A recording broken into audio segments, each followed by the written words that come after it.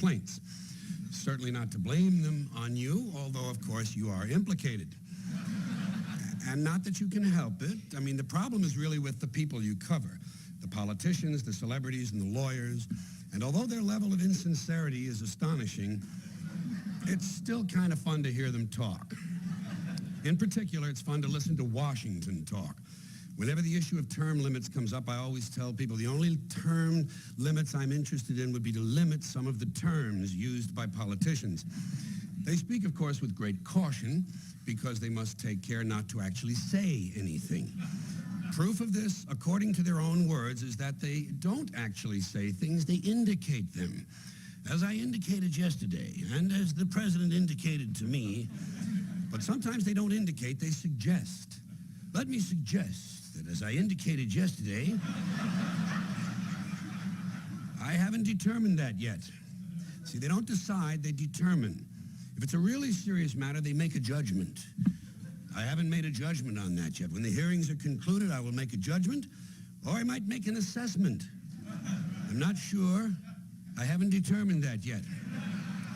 But when I do, I will advise you. They don't tell, they advise. I advised him that I had made a judgment. Thus far, he hasn't responded. They don't answer, they respond. He hasn't responded to my initiative. An initiative is an idea that isn't going anywhere. When he responds to my initiative, I will review his response, take a position, and make a recommendation.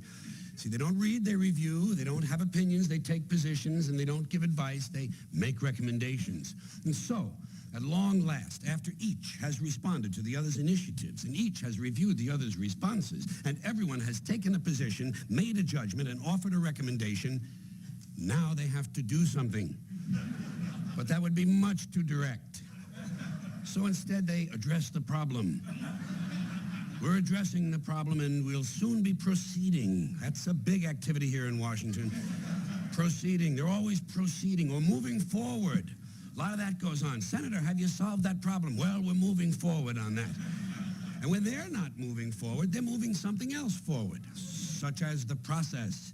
We have to move the process forward so we can implement the provisions of the initiative in order to meet these challenges.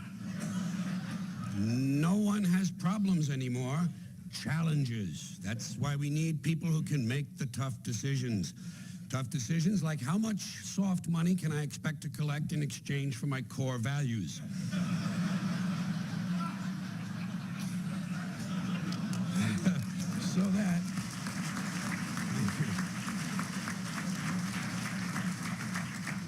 So that I can continue my work in government. Of course, no politician would admit to such a lowly station as working in government, serving the nation. I'm serving the nation. Another favorite distortion is public service. I'm in public service. I like America, don't you? The food is great, but the public service is terrible. Now, folks, a question for you. Do you think it's possible that one of these politicians, whose judgment is so poor that he honestly thinks of himself as serving the nation, might occasionally be expected to indulge in a little patriotism? Huh? What do you think? Well, of course, not only is it possible, it's inevitable, and that's when he's at his very best. That's when he trots out the really good stuff all across this great land of ours, the greatest nation on earth, the greatest nation in the history of the world. And in times of military crisis, you can be sure that someone in a suit in this town will eventually plant himself in front of a camera and carry on a great deal about the most powerful nation on the face of the earth. Now, normally, during peacetime, the politicians will refer to people in the military as our young men and women stationed around the world. But in wartime, they quickly become our brave young fighting men and women stationed halfway around the world in places whose names they can't pronounce, wondering if they'll ever see their loved ones again. For added emotional impact, sons and daughters can always be substituted for men and women. And so I think we can sum this up by saying that where the military is concerned, the extent of a politician's insincerity can be measured by how far around the world our soldiers are stationed and whether or not any of them can pronounce it. Incidentally, another way of expressing this sentiment is to say we're sending our young men and women to places the average American can't find on a map. I've always thought it was kind of funny and somewhat out of character for a politician to go out of his way to point out the low level of American intelligence when indeed his very job depends upon it. It would seem to fly in the face of that other rhetorical standby of theirs. The American people are a lot smarter than they're given credit for. This is said with a straight face, although it is obvious, of course, that the proposition is being stated precisely backwards. But the politicians, God bless them, or something like that, they're at their most entertaining when they're in trouble. When they're in trouble, their explanations usually begin simply with words like miscommunication. What did you do wrong, Senator? Well, it was a miscommunication. Or I was quoted out of context. Better yet, and more ironic, they twisted my words.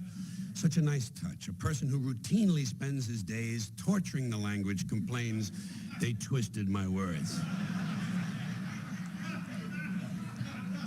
Then, as the controversy continues to heat up, he moves to his next level of complaint. The whole thing has been blown out of proportion.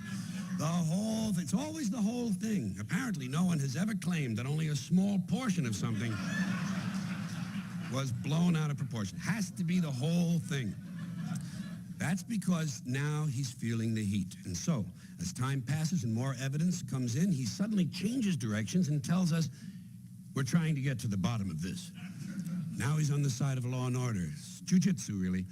We're trying to get to the bottom of this so we can get the facts out to the American people. That's always a nice touch, American people. In fact, at this point, he might even say, I'm willing to trust in the fairness of the American people.